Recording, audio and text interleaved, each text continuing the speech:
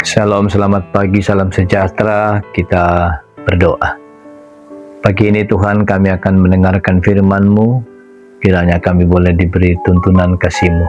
Di dalam kuasa Roh Kudus kami siap mendengarkan firman Tuhan. Amin. Bacaan kita Ibrani pasal 10 ayat 26 sampai 31 demikian.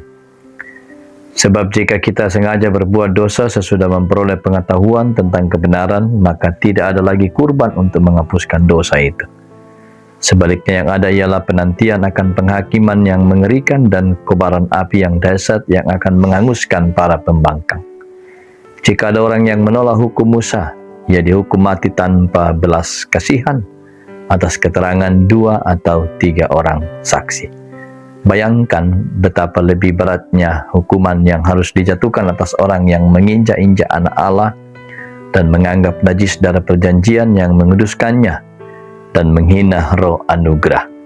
Sebab kita mengenal Dia yang berkata, "Pembalasan adalah hakku, akulah yang akan menuntut pembalasan." Dan lagi, Tuhan akan menghakimi umat-Nya. Ngeri benar kalau jatuh ke dalam tangan Allah yang hidup. Amin. Penekanan perenungan kita, ngeri benar. Metakurang tongan. Ada bagian Alkitab saudara-saudara yang membuat kita terdiam ketika membaca atau mendengarnya. Bukan karena sulit dipahami, tetapi karena begitu tegas dan keras. Ibrani yang kita baca hari ini adalah salah satunya.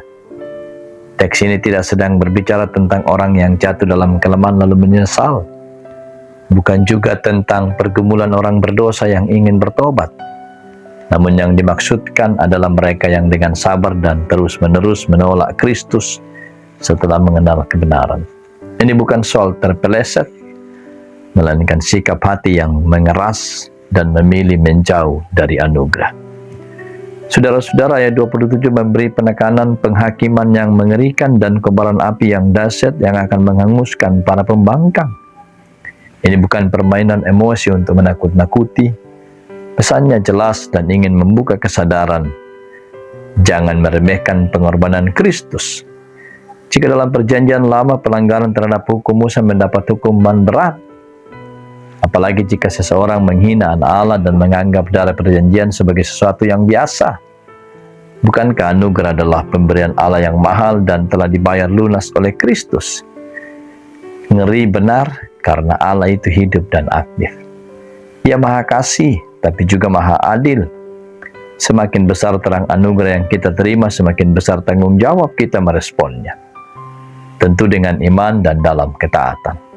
Ketakutan yang sehat bukan menjauhkan diri dari Tuhan, melainkan menuntun kita kembali kepada salib, tempat di mana kasih, keadilan Allah bertemu dengan sempurna. Amin. Mari kita tundukkan kepala. Bapa di sorga, kami bersyukur kepadamu kasih setia penyertaan Tuhan. Ajar kami untuk selalu mendengar dan menghidupi firman-Mu, supaya kemudian kami tidak mengeras hati dan memilih jauh dari anugerah. Biarlah kami dituntun kembali kepada jalan salib, di mana kasih dan keadilan Allah bertemu dengan sempurna. Berkati seluruh perjalanan hidup kami hari ini.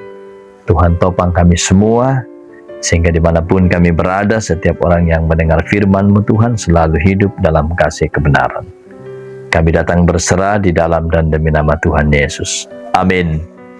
Demikian saudara-saudara renungan harian kita hari ini, Jumat 14 Agustus 2026. Diberkatilah kita semua dimanapun berada. Dari Pusat Pelayanan Jemaat Satria Kasih kami menyapa kita semua, Salam. Selamat beraktivitas, Tuhan Yesus memberkati. Amin.